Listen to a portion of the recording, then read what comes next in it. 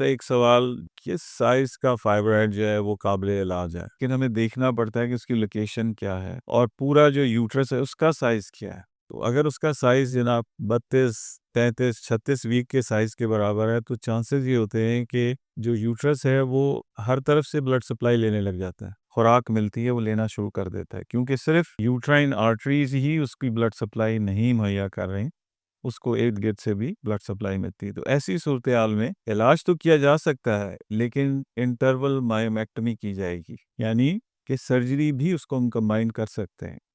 जवाब इसका मुख्तसरन ये है कि अगर फाइब्रॉइड का साइज़ 12-15 सीएमएस है और अकेला फाइब्रॉइड है, तो मैं तो इलाज कर लेता हूँ। लेकिन मेरे पार्टनर्स, क्योंकि बहुत बड़ा ग्रुप है यूएसए में, वो 10-12 सीएमएस से ज़्यादा ऊपर इलाज नहीं करते। उसकी यही वजह है कि अगर यूट्रस बहुत बड़ा हो गया है तो वो इर्द-गिर्द से ब्लड सप्लाई लेगा। तो गुज़ारिश ये है कि जैसे ही आपको मालूम होता है कि फाइब्रॉइड का आर्ज़ा है, तो फ़ौरी इलाज की तरफ तवज्जो दें। ये ना हो कि आप सालों इंतज़ार में गुज़ार दें और फाइब्रॉइड जो है वो एक छोटे से खरगोश से वो एक बड़ा-सा भालू बन जाए। तो ऐसी सूरत-ए-हाल में आप ना जाएँ। फ़ौरी इसकी तशख़ीस कराएँ, इलाज कराएँ और अपनी सेहत को बेहतर करें। दिए गए नंबर पे आप राब्ता कीजिए और हमारी क्वालिफ़ाइड गायनेकोलॉजिस्ट से अपॉइंटमेंट तय कीजिए।